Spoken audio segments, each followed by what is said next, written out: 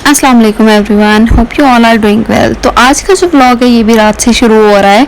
तो यहाँ पे रात के टाइम मेरे फादर इन लॉ की मेडिसिन आई थी जो कि ख़त्म हुई थी, तो मेरा काम था इन मेडिसिन को इनके बॉक्सेस में डालना। तो और साथ ही साथ यहाँ पे मीरब का फीडर वॉश किया हुआ था और मुझे मेरा कमरा इतना प्यारा लग रहा था, साफ सुथरा, नीट एंड क्लीन। और साथ ही जो है वो मेरे देवर ने आ जाना था, तो बस उनके आने का हो रहा था इंतज़ार। तो तकरीबन 12 बजे के करीब जाके वो आए। तो इस टाइम पे ना मीरब को भी काफ़ी बुखार था, मैंने मेडिसिन वगैरह उसे दी और देकर उसकी दादों को पकड़ा दिया कि आप मीरब को पकड़ें। तो बस फिर मैंने अपने देवर के लिए बनाया खाना तो बना हुआ था, रोटियां बनानी थी। तो मैंने गर्मा गर्म से रोटियां बनाई, उन्हें खाना दिया, खाना शाना देकर उसके बाद हम लोग सब सो गए थे। And this is the next morning. तो जब सुबह मैं उठी ना तो कुछ गांव से आए हुए थे लोग मेरे फादर इन लॉ के पास।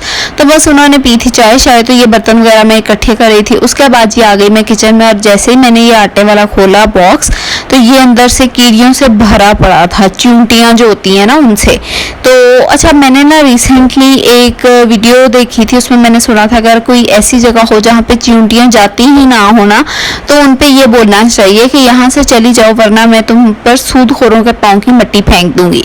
तो ये मैंने यहाँ पे बोला, और क्योंकि ये किसी हजरत का फरमान है और मुझे कन्फर्म याद नहीं है कि किस हजरत का फरमान है, तो इसलिए मैं उन्हें मेंशन नहीं करूँगी। तो लेकिन मैंने इस चीज़ को ट्राई किया और ये बहुत अमेजिंगली वर्क करती है। मेरे रूम से, मेरे वॉशरूम से चींटियाँ जाती ही नहीं थी, तो एक ही दफ़ा बोलने पर वो सारी गायब हो गई। तो मैंने आटे पे भी यही ट्राई किया। उसके बाद बस मैंने नाश्ता वगैरह बनाया, किचन साफ़ किया, नाश्ता किया और उसके बाद ना मैं मीरब को लेके आ गई थी रूम में, क्योंकि उसे ना एक आदत हो गई अपने रूम में सोने की। वो बहुत रिलैक्स होकर अपने रूम में ही सोती है और लाइट्स वगैरह फिर मैं ऑफ कर देती हूँ, क्योंकि पता नहीं है उसकी अपनी ना अब्बू वाली फादर वाली नेचर है कि वो लाइट्स ऑफ करके सोती है। तो बस मैंने फिर नमाज वगैरह पढ़ी, कुरान शुरान पढ़ा। उसके बाद ना आज हेल्पर आई हुई थी और हेल्पर ने ना वॉश करने थे कपड़े। तो वो मीरब के कपड़े वो वॉश करके ना मुझे दे देती है, क्योंकि वो कहती है वो उसे ना ये जो मीरब का हैंगर, क्लोथिंग हैंगर है ना, इस पे कपड़े हैंग नहीं करने आते। तो बस यहाँ पे मैंने नमाज वगैरह पढ़ के मैंने कहा आप यहाँ पे रख दे, मैं खुद ही हैंग कर लूँगी। तो मैंने मीरब के कपड़े जो है वो सारे हैंग शैंग करके बाहर धूप में फैला दिए थे, क्योंकि कपड़ों को धूप लगवाना लाजमी होता है और बच्चों के कपड़ों को तो बहुत ज़्यादा लाजमी होता है कि कहीं पे भी कोई नमी की वजह से जरासीम वगैरह ना आ जाए। और ये सब करके मैंने जाना था किचन में आटा गूंदने के लिए। And you can see now amazing, मतलब बिल्कुल सारी चींटियाँ हो गई थी गायब, कहीं पे एक चींटी भी नहीं पड़ी थी। तो अगर आपके भी घर में कोई ऐसी जगह है ना कि जिस पर चींटियाँ जाती ही नहीं, आप सब चीज़ें ट्राई कर करके थक गए, तो आपने सिर्फ ये बोलना है कि यहाँ से चल जाओ वरना मैं तुम पर सूदखोरों के पाँव की मिट्टी फेंक दूंगी। और ये किसी हजरत का ही एक्चुअल में फरमान है और मुझे क्लियरली नहीं याद, इसलिए मैं उनका नेम मेंशन नहीं कर रही, लेकिन ये चीज़ सच्ची में बहुत अमेजिंगली वर्क करती है। तो नेक्स्ट टाइम आप लोगों ने भी इसको लाजमी ट्राई करना है। उसके बाद बस जी आटा शाटा गूंदा, रोटियां वगैरह पकाई, क्योंकि आज सालन तो कुछ बनाना नहीं था मैंने। आज हमारे घर बनने थे पाए, और पाए जब भी बनते हैं ना तो वो मेरी मम्मा बनाती हैं। तो मम्मा ने पाए बनाए थे, मैंने बनाई थी रोटियां, और बाकी का सारा काम कर लिया था मेरी सिस्टर्स ने।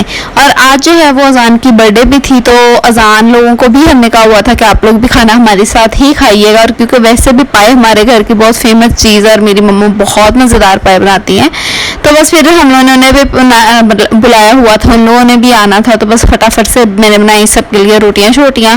हेल्पर जो है वो भी काफ़ी लेट गई थी, तो ये जो सालन साथ में पड़ा है उसके लिए रखा हुआ था ताकि वो ले जाती हुई। उसके बाद ये रोटियां बना के जब मैं हुई फ्री, तो बस यहाँ पे मैं कर रही थी किचन की क्लीनिंग। रोटियां बनाने के बाद जो है ना खाना शाना रेडी हो गया था, बाहर बर्तन वगैरह लग गए थे, सब पहुँचने वाले थे। तो बस यहाँ पे मैंने किचन की क्लीनिंग की। उसके बाद जो है मीरब के दूध के लिए पानी बॉयल करने के लिए रख दिया था।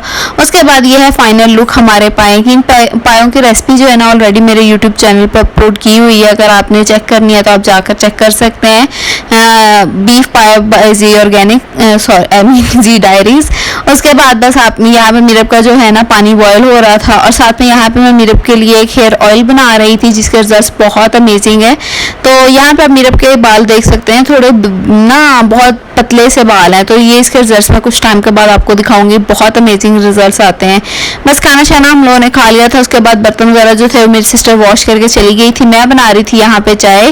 और बस फिर चाय शाय बनाई। मीरब को जो है रात को एक दफ़ा मैं दोबारा से उसके कपड़े वगैरह चेंज करके एक दफ़ा फ्रेश कर देती हूँ, उससे फिर वो रिलैक्स हो जाती है।